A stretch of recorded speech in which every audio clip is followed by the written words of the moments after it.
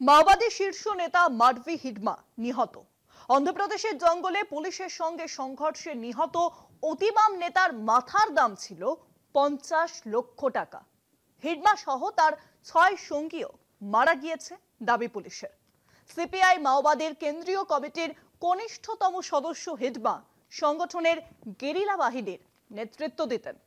1.5 দশক আগে দান্তেওয়াড়ায় 76 জন কেন্দ্রীয় বাহিনীর জওয়ানের হত্যাকাণ্ড সহ একাধিক প্রাণঘাতী হামলার পান্ডা ছিলেন ছত্তিশগড়ের এই ভূমিপুত্র হিডমা।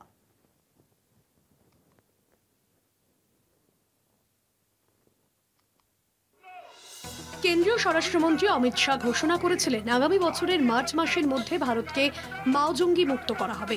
সেই লক্ষ্যে গত কয়েক মাস যাবৎ শুরু হয়েছে অপারেশন।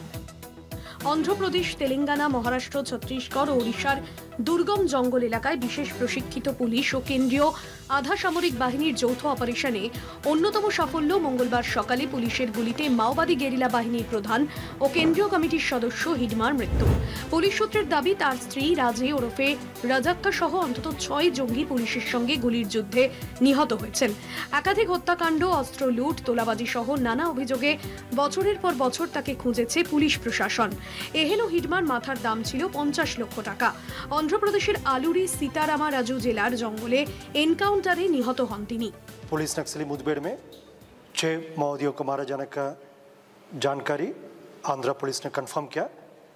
उनकी शिनाख्ती में सबसे most wanted most cadre Madvi Hidma, वर्तमान में सेंट्रल कमेटी मेंबर और पूर्व में पीएलजी पटना नंबर 1 का कमांडर भी रहा। ছত্তিশগড়ের বস্তার এলাকার সুকমার পোভার্টি গ্রামে 1981 সালে আদিবাসী ক্ষেতমজুর পরিবারে জন্ম হয় মাডভি হিডমার। দেবা বা হিডমালু নামেও পরিচিতি ছিল। ক্লাস 10 পাশ করার পর সুকমার একাধিক মাওবাদী নেতার অনুপ্রেরণায় কিশোর বয়সেই অতি বাম রাজনীতিতে হাতে খড়ি হিডমার। সদ্য আত্মসমর্পণ করা মাওবাদী বাডরান্না জানিয়েছেন, শুরু থেকেই হিডমার উৎসাহ, অস্ত্র প্রশিক্ষণের দক্ষতার কারণে মাত্র 2 বছরের মধ্যেই তাকে বস্তার এলাকার পিপলস লিবারেশন বাহিনীর দায়িত্ব দেওয়া হয়। স্থানীয় বাসিন্দা হওয়ার কারণে জঙ্গল অধ্যুষিত দুর্গম এলাকার গ্রামাঞ্চলে গোপন সংযোগের নেটওয়ার্ক তৈরি করে ফেলেছিল হিডমা। তাই তার নাগাল পেত না পুলিশ। অন্ততপক্ষে 26টিরও বেশি নাশকতা ও হত্যাকাণ্ড সংগঠিত করা হিডমা দণ্ডকারণ্যের বিশেষ জোনাল কমিটির সদস্য হয়েছিলেন। সেই অর্থে মাডভি ছিলেন সিপিআই মাওবাদীর কেন্দ্রীয় কমিটির একমাত্র আদিবাসী প্রতিনিধি। কলকাতা টিভি।